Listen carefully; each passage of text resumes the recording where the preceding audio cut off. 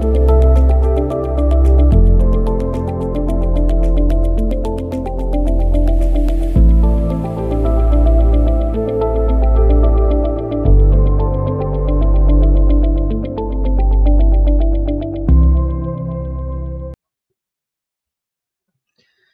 evening, guys. Welcome to Talent Blazer, India's latest tech platform that is there to help you at every stage of your career.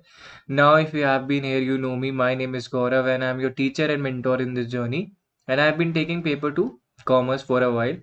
And in today's class, we will be discussing Unit 2 accounting and auditing. We will be continuing from our previous video, right?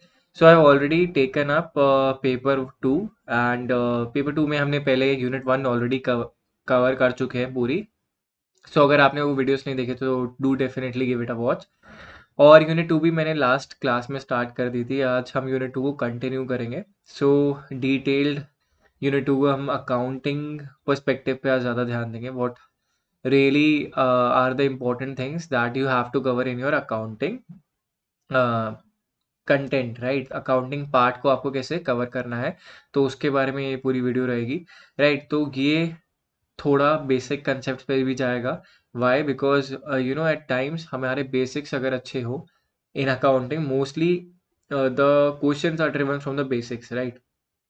They are not looking for your critical answers, they are looking for your basic conceptual, कि आपको वो अच्छे से clear है या नहीं है. वहाँ पे क्लैरिटी अच्छी होगी तो definitely you can answer the ट्रिकीएस्ट question even, ठीक है. तो वो वाली बात है.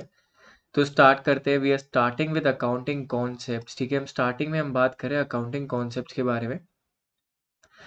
अब क्या बात है, अकाउंटिंग कॉन्सेप्ट को बोलते क्या है? ये है अकाउंटिंग रूल्स जो एक अकाउंटेंट को फॉलो करने चाहिए जब भी वो बिजनेस ट्रांजेक्शन्स को रिकॉर्ड कर रहा हो, as termed as accounting concept. जो रूल्स अकाउंटिंग कॉन्सेप्ट को अगर हम बेसिकली डिस्क्राइब करना है तो these are basically rules, fundamentals है, रूल्स है जो डिफाइन करे गए हैं, जो एक अकाउंटेंट को फॉलो करने चाहिए वाइल रिकॉर्डिंग बिजनेस ट्रांजेक्शन. जब भी आप बिजनेस ट्रांजेक्शन रिकॉर्ड कर रहे हो तो आपको ये रूल फॉलो करने पड़ेंगे. These are called accounting concept जो गिवन है, ठीक है. बेसिक रूल्स है, अजम्पशन है, प्रिंसिपल्स है, which act as a primary standard. एक स्टैंडर्ड बना रखा है. मैंने कहा जैसे भी आपके फंडामेंटल्स हैं ये, राइट. तो जो फंडामेंटल्स है उनकी बात कर रहे हैं, तो for recording business transaction and maintaining books of accounts, okay. ये क्या है, प्राइमरी एम ऑफ अकाउंटिंग है. अब होता क्या है, जब आप फंडामेंटल और रूल्स के बारे में बात कर रहे होते हो, given we are talking about accounting, आपको पता है कि world is now global village हम बोलते हैं. एज ए हमारी कहने की मतलब यही है कि there are so many companies which are operating not alone in their native places but outside their native places as well, right. तो मल्टीनेशनल कॉर्पोरेशन है, एमएनसीज है, तो ये क्या है, इंटरनेशनल ट्रेड्स होते हैं. तो अब अकाउंटिंग कॉन्सेप्ट अगर हर नेशन के इतने डिफर करेंगे तो वहाँ पे बैलेंस करना कि एक्चुअली में how much money that company is making, उनके एसेट्स कितने हैं, उनकी लाइबिलिटीज कितनी है, उसको एक्सप्रेस करना काफ़ी मुश्किल हो जाएगा. तो ये प्राइमरी एम है अकाउंटिंग का, कि मेंटेन करना uniformity and regularity in preparation of accounting statement. Accounting statement मैंने लास्ट क्लास में भी बताई थी आपको. पीएनएल हो गया हमारा, बैलेंस शीट हो गया, राइट. तो बेसिकली ये एंड कैश फ्लोस, ये हमारे क्या है, ये हमारे अकाउंटिंग स्टेटमेंट है. और इन्हीं को तैयार करने के लिए हमें एक यूनिफॉर्मिटी मेंटेन करनी है. That is what the main और the core idea behind all of this is, ठीक है. फिर अकाउंटिंग कॉन्सेप्ट क्या है, एक अंडरलाइंग प्रिंसिपल है that helps accountant in preparation and maintenance of business record. जो अगर आप स्टेटमेंट, हम पहले के टाइम पे usually what used to happen that before a proper accounting concept, what we used to do is randomly used to note down the transactions. तो वहाँ पे एक मेंटेनेंस नहीं हो पाती अकाउंट्स की, वहाँ पे बैलेंस बनाना मुश्किल हो जाता है. वाई? बिकॉज ना ही आप रिकॉर्ड चेक कर पाओगे, बिकॉज हमने बहुत वेगली उन रिकॉर्ड्स को क्या कर रखा है, मेंटेन कर रखा है. जब आप वेगली करोगे रिकॉर्ड्स को मेंटेन, तो वहाँ पे बैलेंस बनाना मुश्किल हो जाएगा, बैलेंस करना मुश्किल हो जाएगा, उसको रीचेक करना मुश्किल हो जाएगा. All of that can be avoided with following accounting concept, right. तो ये एक अंडरलाइंग प्रिंसिपल है. It aims to understand the business rules and regulations that are required to be followed by all type of business entities and hence simplify the detailed and comparable financial information. Right? तो last line का simple simple सा मतलब है, let's suppose if you are a stakeholder, और and if you want to know how the company is performing, right, तो company की performance अगर आपको पता करनी है तो आप क्या करोगे, you will find out their financial information and how they are doing, right. Simple सी बात है, आप फाइनेंशियल इंफॉर्मेशन को एनालाइज करोगे एंड उसके ऊपर डिसीजन मेक करोगे whether this company is doing well और not, right. So whether you want to invest और not, that is also because stakeholder का एक पार्ट भी होते हैं शेयर होल्डर्स, राइट।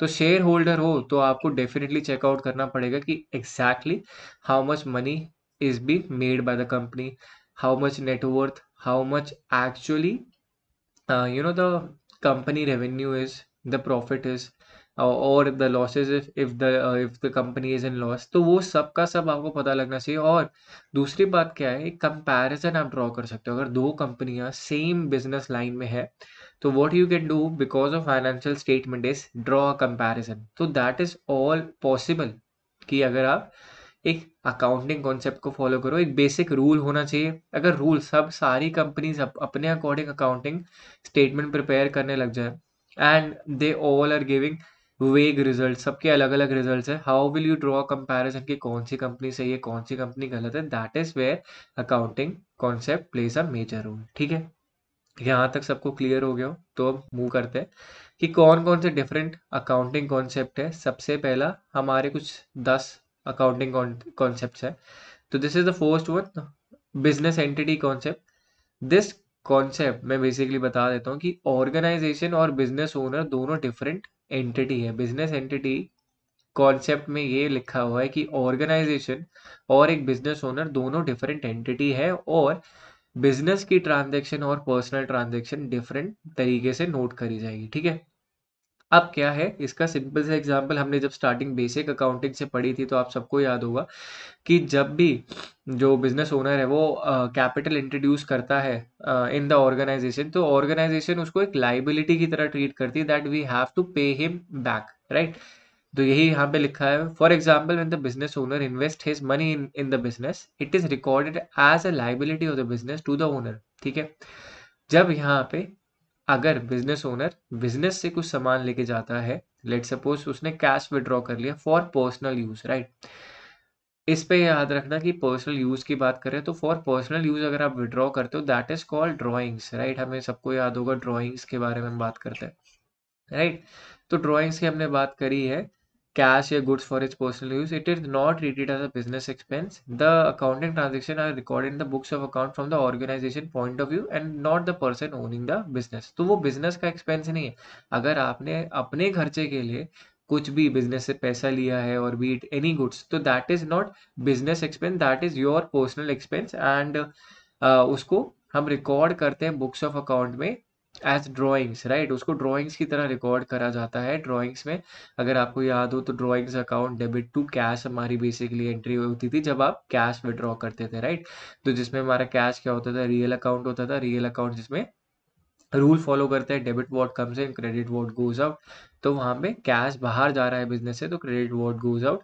और ड्राइंग को हम पर्सनल रिप्रेजेंटेटिव अकाउंट मानते थे जिसमें पर्सनल अकाउंट का रूल फॉलो करा जाता था, debit the receiver credit the giver. तो यहाँ पे डेबिट जो है रिसीवर को करा जाता था, तो drawings account debit to cash account. So this was the entry अगर जो हमारी ड्राइंग्स की होती थी, राइट। अगर आपको सबको याद हो तो so not only to cash but यहाँ पे अगर आपको याद हो तो टू परचेजेस भी होता था जब आप गुड्स को विड्रॉ करते हो। ठीक है, तो उनको हम ड्राइंग्स के बारे में बोलते हैं। तो मेरे ख्याल से आप सबको याद होगा, नहीं था तो एक बार मैंने बता दिया।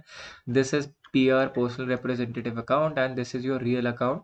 इनके रूल्स क्या होते हैं अगर आपको याद नहीं तो मैं अभी आगे फिर से वापस रिमाइंड करा दूंगा। ठीक है, similarly when the owner takes away from the business cash और goods for his personal use it is not treated as a business expense. Business का एक्सपेंस नहीं कंसिडर करा जाएगा। अगर बिजनेस का एक्सपेंस कंसिडर करा जाता तो वो नॉमिनल अकाउंट में आता, क्योंकि नॉमिनल अकाउंट का क्या रूल होता है, debit all expenses and losses credit all income and gains, right. The accounting transaction are recorded in the books account from the organization point of view and not the person owning the business। तो business entity concept का मतलब ही यही है कि आपके organisation और business दोनों different entities है, दोनों को एक नहीं समझना है, राइट। सपोज मिस्टर बिरला एक एग्जांपल दे रखा है, he invested ₹1,00,000, he purchase goods for 50,000 and furniture for 40,000 and plant and machinery, ठीक है। तो ये एसेट्स है बिजनेस के, ना ही बिजनेस ओनर के। According to business entity 1,00,000 will be assumed by a business as capital, मतलब ये लाइबिलिटी है जिसको पे ऑफ करना है, ठीक है। तो बेसिकली यहाँ पे हमने एग्जाम्पल में बेसिकली यही समझा है जो मैंने ऊपर बताया, दैट इज इट, ठीक है। अगर उन्होंने जितना पैसा लगाया, that is the capital that has been invested, और उस कैपिटल को हम लाइबिलिटी की तरह ट्रीट करते हैं जिसको आपको पे ऑफ करना है। दूसरी बात क्या है, ये सारे हमारे एसेट्स है, किसके एसेट्स है, बिजनेस के एसेट्स है, not to a personal person, ठीक है। बिजनेस एंटिटी कॉन्सेप्ट का मतलब ये होता है, राइट। तो मूव करते हैं हमारे सेकेंड अकाउंटिंग कॉन्सेप्ट पे, अक्रूवल कॉन्सेप्ट। अब क्या मतलब है, the term accrual means something is due, especially an amount of money that is yet to be paid or received at the end of the accounting period, ठीक है।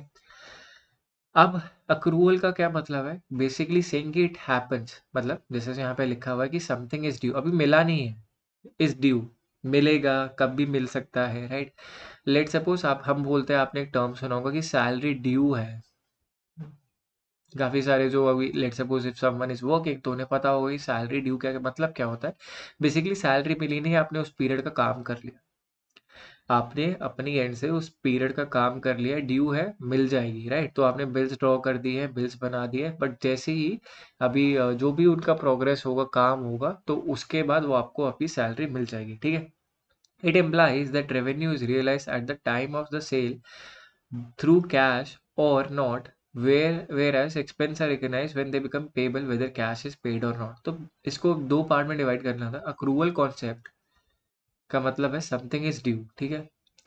Revenue में जब हम बात करते हैं, जब आपने एक ट्रांजेक्शन में सेल्स कर ली है, ठीक है, सेल्स कर ली, एक ऑर्डर प्लेस हो चुका है, तो हम उसको रेवेन्यू कंसिडर कर लेते हैं, ठीक है। पैसे मिले हैं या नहीं मिले हैं, that is a different thing. जब आपने एक ऑर्डर प्लेस कर दिया है, तो that time we will consider it कि आपने रेवेन्यू रियलाइज कर लिया, ठीक है, at the time of sale through cash और नॉट। वेयर एज एक्सपेंस की अगर हम बात करते हैं,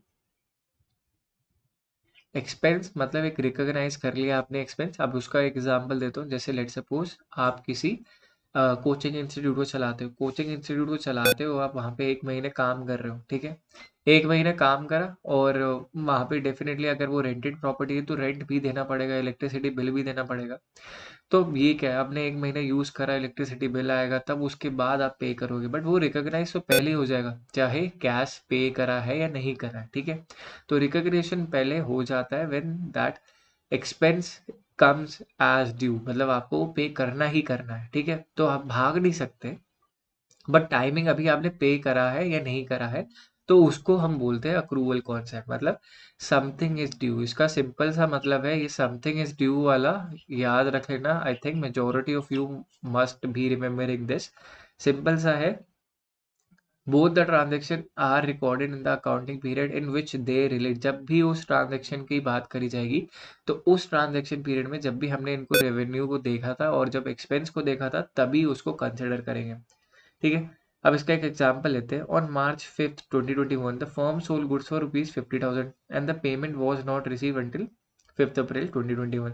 the amount was due and payable to the firm on the date goods and service were sold, that is 5 March 2021। It must be included in the revenue for the year ending March 31 2021। तो इसका ये कहने का मतलब है, हम यहीं पे, आपने ऑर्डर सेल्स कर दी, पैसे अभी आपको मिले नहीं, तो मतलब ये है कि जब आपने सेल्स को वहां पे रिकॉग्नाइज कर लिया है, चाहे आपको पैसे अप्रैल में मिल रहे हैं, बट आप किस में दिखाओगे, अकाउंटिंग पीरियड जो आपका एंड हो रहा है 1 अप्रैल 2020 टू 31 मार्च 2021 में, बिकॉज जो ट्रांजेक्शन है that is being happening on 5th of March 2021, ठीक है, चाहे आपको पैसे 1 महीने बाद मिले। तो सिंपल सी बात है, जब भी आपने रेवेन्यू मतलब जब भी सेल्स को कंसिडर कर लिया है, चाहे पैसे मिले हैं नहीं मिले, that is a different thing, ठीक है। तभी आपको रिकॉग्नाइज करना है और उसे तभी नोट करना है। सेम ऑफ एक्सपेंसेस, जब भी आपके एक्सपेंसेस भी ड्यू हो गए, पे करा है नहीं करा, that is a different thing. आपको उसी पीरियड का, जैसे अब for the month of March आपको इलेक्ट्रिसिटी बिल पे करना है, तो आप अप्रैल में पे करोगे, बट वो एक्सपेंस तो मार्च का ही दिखाएंगे ना, right. So that is the concept of behind accrual concept, ठीक है। अब बात करते हैं the third concept, accounting cost concept. अब this is also simpler concept. इसमें अगर हम बात करें, ये क्या कहता है कि जो सारे बिजनेस के एसेट्स है उनको किस में लिखा जाना चाहिए, in the books of account at the price assets are purchase. ठीक है, आपने देखा होगा बैलेंस शीट में हमारा एसेट मेंशन होता है। ठीक है, उसमें हमें करंट एसेट मेंशन होते हैं, फिर हमारे नॉन करंट एसेट मेंशन होते हैं। करंट एसेट जो विद इन 1 ईयर सेल हो सकते हैं, within 1 year you can realise in them in cash. ठीक है, non current asset more than 1 year के लिए ड्यूरेशन होती है उनकी। ठीक है, द प्राइस एसेट है purchase including the cost of acquisition and installation. जो भी आपका खर्चा हुआ है एसेट में, राइट, तो उसमें आपको कॉस्ट लेनी है परचेजिंग, जो उसकी इंस्टॉलेशन कॉस्ट आई है, और acquiring cost. The assets are not recorded at their market price. मतलब यही है इसका मेन पॉइंट, कि जो भी एसेट्स है उनको मार्केट प्राइस पे आपको नहीं दिखाना है। आपको बैलेंस शीट में ये चेंज नहीं करना पड़ता, जिस प्राइस पे आपने परचेज करा है उसी प्राइस पे आपको दिखाना है। It implies that fix asset like plant and machinery, building, furniture etcetera recorded at there purchase price.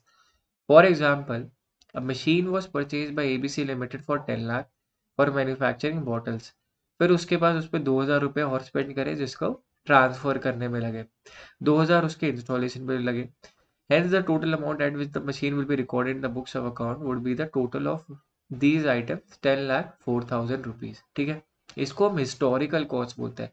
Y इनको हम हिस्टोरिकल कॉस्ट क्यों बोलते हैं?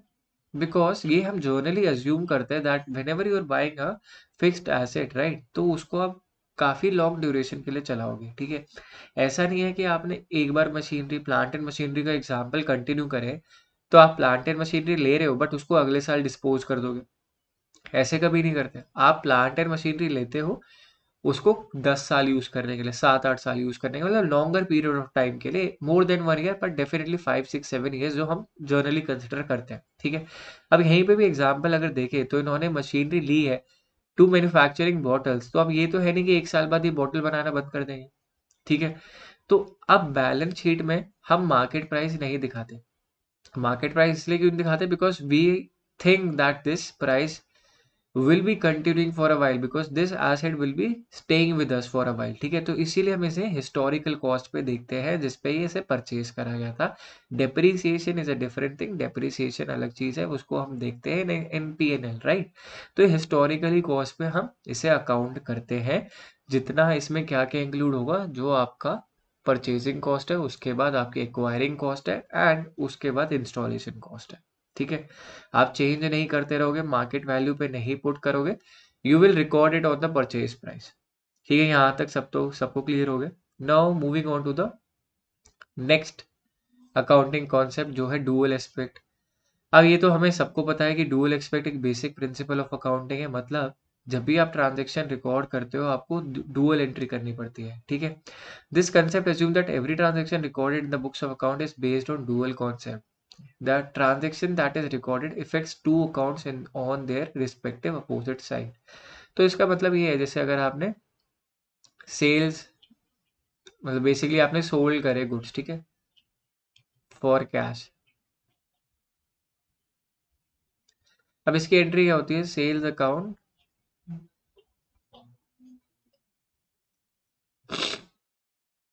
Sorry just a second,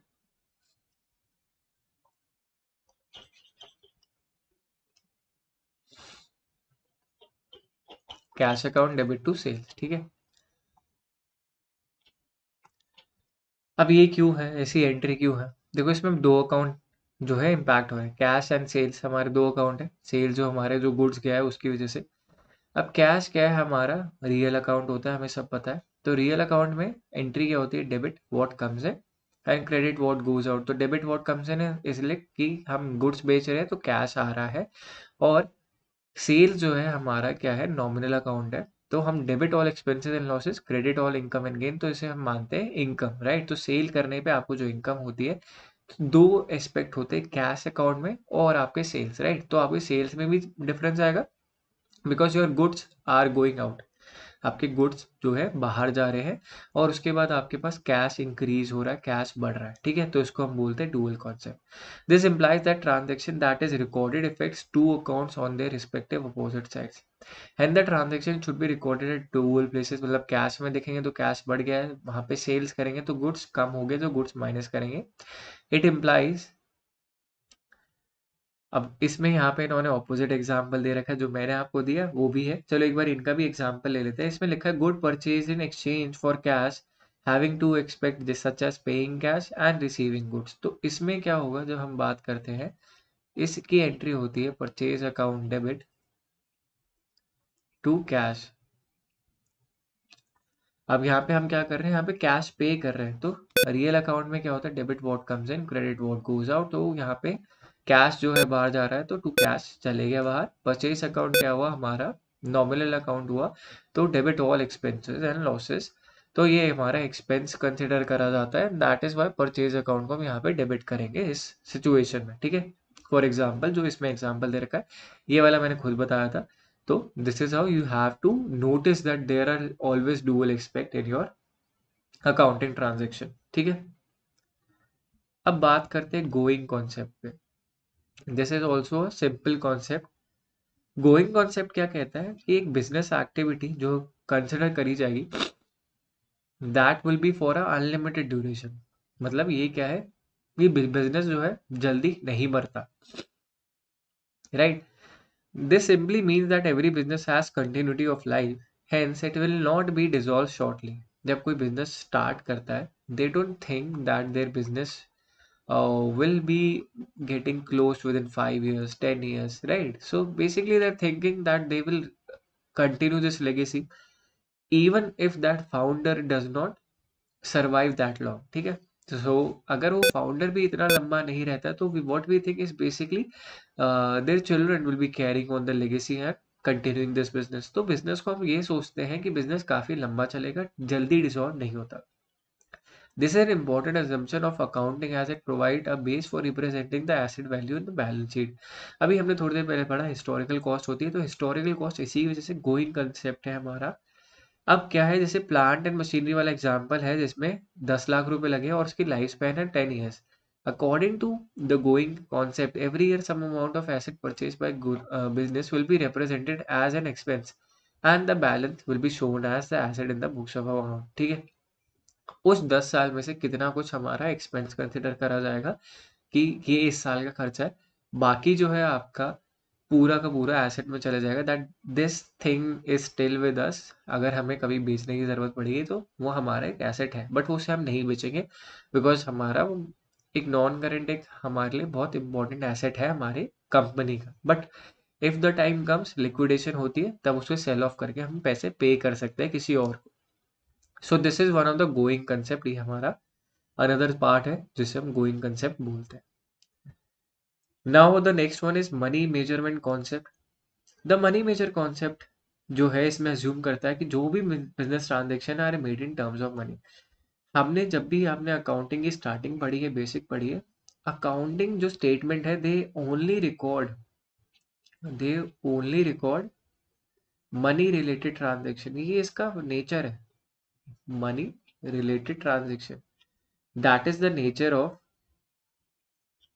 accounting, ठीक है। ये अकाउंटिंग का ही नेचर है कि हमेशा हम सिर्फ वही ट्रांजेक्शन को नोट करेंगे जो मनी में मेजर करी जा सकती है, राइट। सो लेट सपोज अगर आपको मैं एग्जांपल दूं कि in business there are profit there are losses, that is given, ठीक है।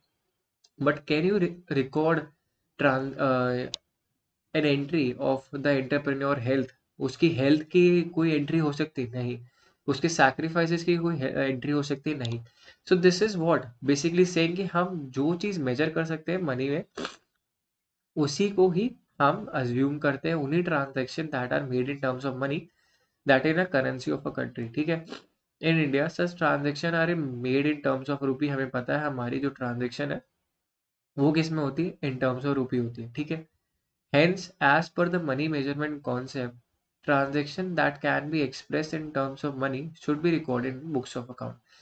सिंपल है, जैसे मैंने बोला कि अकाउंटिंग का नेचर ही है जो ट्रांजेक्शन रिकॉर्ड हो सकती है इन टर्म्स ऑफ मनी उन्हीं को रिकॉर्ड करो। जो ट्रांजेक्शन रिकॉर्ड हो ही नहीं सकती इन टर्म्स ऑफ मनी, जैसे मैंने आपको बताया कि एंटरप्रेन्योर की हेल्थ है, वो रिकॉर्ड आप कर ही नहीं सकते। किसी की सैक्रिफाइस को आप नहीं कर सकते, किसी की क्वालिटी परफॉर्मेंस को आप मेजर नहीं कर सकते।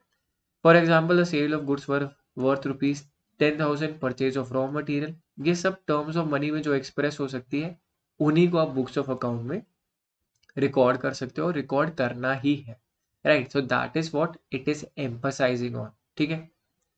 अब बात करते हैं अकाउंटिंग पीरियड के कॉन्सेप्ट पे, ठीक है। नेक्स्ट कॉन्सेप्ट आ गया अकाउंटिंग पीरियड का कॉन्सेप्ट।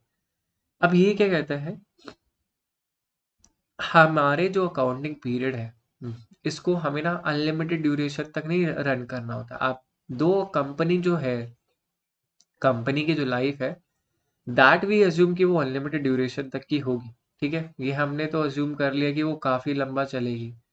बट अब एक बात बताओ, एक कंपनी चले जा रही चले जा रही चले जा रही है और उसकी अकाउंटिंग टैली ही नहीं हो पा रही, उसकी अकाउंटिंग चले जा रही कॉन्टिन्यूसली। सो कैसे कोई टैली कर पाएगा, कैसे किसी को पता लग पाएगा कि अकाउंट्स में क्या चल रहा है नहीं चल रहा।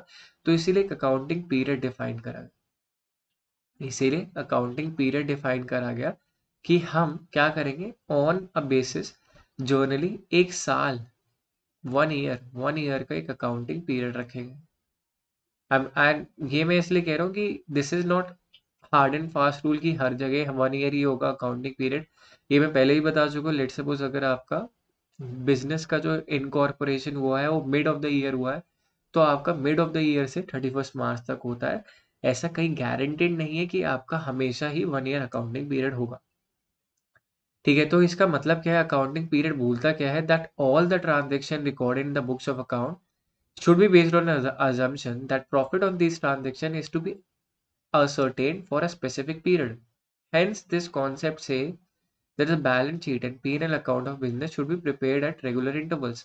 अब जैसे मैंने बताया कि आपको हर एक साल के बाद हमने डिसाइड करा कि बैलेंस शीट या फिर P&L इसको बनाना जरूरी है। वाई? बिकॉज आपको पता तो चले हमारे जो कॉन्सेप्ट, हमारे जो मशीनरी है, हमारा जो काम हो रहा है बिजनेस का, वो एक्चुअली में उतना हो भी रहा है या नहीं हो रहा है जो हमें लग रहा है कि इतना हो रहा है काम। तो काम को चेक करने के लिए, बाकी आउटसाइडर्स को इन्फॉर्मेशन प्रोवाइड करने के लिए यू नीड टू प्रिपेयर क्या, अपने फाइनेंशियल स्टेटमेंट्स ईयरली बेसिस पे, ठीक है। ईयरली बेसिस पे हमने अभी बात करी कि ये फाइनेंशियल स्टेटमेंट बनाने हैं, right. This is important for different purpose like calculation of profit and loss. आपको प्रॉफिट एंड लॉस कैलकुलेट करना है, टैक्सेस के लिए होता है, अब असर्टेन करनी है अपनी फाइनेंशियल पोजीशन पे, right. So all of this becomes important, तभी पता लगता है। Also, this concept assumes that business indefinite life is divided into two parts. These parts are termed accounting periods. Right? तो हम accounting periods में ही इनको divide करते हैं। It can be usually 1 month, 3 month, 6 month etcetera. तो हमारे आपने period देखो क्वार्टर्स में डिवाइड होते हैं, क्वार्टर्स में रिजल्ट्स आते हैं कि एक एक क्वार्टर के बाद कंपनी ने कैसा परफॉर्म करा, अगले अगले क्वार्टर। 4 क्वार्टर्स होते हैं, 4 क्वार्टर्स में फर्स्ट क्वार्टर में परफॉर्मेंस कैसी, सेकंड क्वार्टर में परफॉर्मेंस कैसी, थर्ड क्वार्टर में कैसी है, फोर्थ क्वार्टर में परफॉर्मेंस कैसी है। तो हमने डिवाइड कर रखा है उसी वन अकाउंटिंग ईयर को 4 क्वार्टर्स में, ठीक है। Usually 1 year is considered as one accounting period which may be a calendar year या फिर फाइनेंशियल ईयर। तो हमारे यहाँ पे फाइनेंशियल ईयर, ग्लोबली भी फाइनेंशियल ईयर 1 अप्रैल से 31 मार्च होता है। कैलेंडर ईयर नहीं फॉलो करा जाता, किसी एक कंसेप्ट में होता है, राइट। ओके, तो मूव करते हैं हमारे अकाउंटिंग पीरियड कॉन्सेप्ट के बाद रियलाइजेशन कॉन्सेप्ट पे। अब ये क्या है रियलाइजेशन कॉन्सेप्ट? ये क्या कहता है, the term realisation concept states that revenue earned from any business transaction should be included in the accounting records only when it is realised, ठीक है।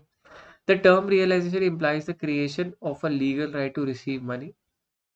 Hence, it should be noted that selling goods is considered as realization, whereas receiving order is not considered as realization. When the cash is received or right to receive cash on the sale. Simple सा है, हमने अभी थोड़ी देर पहले ही पढ़ा था जब हम बात कर रहे थे अक्रूवल कॉन्सेप्ट की। रियलाइजेशन कॉन्सेप्ट भी उसके सिमिलर सा ही है, उसके सिमिलर लाइन ऑफ पैटर्न पे चलता है। अब कहने का क्या मतलब है इसका, that revenue earn from business transaction should be included in the accounting records.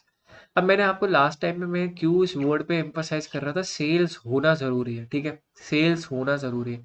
अगर आपके पास कभी भी परचेज ऑर्डर आ जाएगा, ठीक है, परचेज ऑर्डर पे आप रेवेन्यू को रिकॉग्नाइज नहीं कर सकते बिकॉज यहाँ पे अभी तक आपने सामने वाली पार्टी को गुड्स नहीं बेचे, राइट। जब तक आप उनको सेल्स नहीं कर देते तब तक आप उस रेवेन्यू को रिकॉग्नाइज नहीं कर सकते। जब अगर आपके पास वो सेल्स आ जाए, वो परचेज ऑर्डर के बाद आपने सेल्स कर दी है, उस दिन से जिस ईयर में वो हुआ है उसको हम अकाउंटिंग पीरियड में काउंट करेंगे और उसी टाइम में ही हम उसको रियलाइज करेंगे, ठीक है। अब इसका एक एग्जांपल ले लेते हैं थोड़ा। अब लेट सपोज आपकी क्लोजिंग होती है 31 मार्च को, 29 मार्च के आपके पास एक ऑर्डर आया है, ठीक है। ये आपके पास ऑर्डर आया है, अब आपने इसको फुलफिल करा 1 मार्च, 1 अप्रैल को आपने सेल करी है उन्हें। तो ये रिकॉग्नाइज कब होगा? 1 अप्रैल को। इस ईयर में जैसे 31 मार्च 2021 है, ये 1 अप्रैल 2022 है, ठीक है। आपकी सेल जो है वो 1 अप्रैल 2022 में कंसिडर करी जाएगी और उसी की वजह से ये जब भी इसके पैसे मिलते हैं, ठीक है, लेट्स अज्यूम इसके जो पेमेंट है वो आपको मिलती है 1 इसकी जो पेमेंट है, राइट। तो हम इसी में 1 अप्रैल या 2022 में ही इसे रिकॉग्नाइज करेंगे। मतलब जब हमने सेल को रिकॉर्ड करा था, रेवेन्यू को रिकॉर्ड करा था, राइट। तो परचेज ऑर्डर को हम नहीं मानेंगे, जब तक हमने सेल नहीं करी तब तक हम रेवेन्यू को रिकॉग्नाइज नहीं करेंगे। और इसी साल में इसको रेवेन्यू को रियलाइज भी करते हैं कि हमारी सेल इसी साल हुई है, तो इसके चाहे पैसे मिले ना मिले, that is a different concept. अभी हमने थोड़ी देर पहले पढ़ा अक्रूवल कॉन्सेप्ट में, ठीक है। In other words, the revenue concept states that revenue is realized when cash is received। मतलब या तो आपको पैसे ही मिल गए या फिर आपको राइट मिल जाता है to receive cash on the sale of goods और सर्विसेज, ठीक है। या तो आपको कैश मिल गया, इसी केस में 1 अप्रैल 2022 में इसी में अगर आपको वहां पे उन्होंने कैश दे दिया था तो वही बात खत्म हो जाती है। या फिर यहाँ पे हमने सेल करी तो हमारे पास राइट टू रिसीव कैश आ गया, तो इसको हम बोलते हैं realisation concept. Okay, I thank you all for joining this session. I hope आपको ये सेशन पसंद आया हो, ठीक है।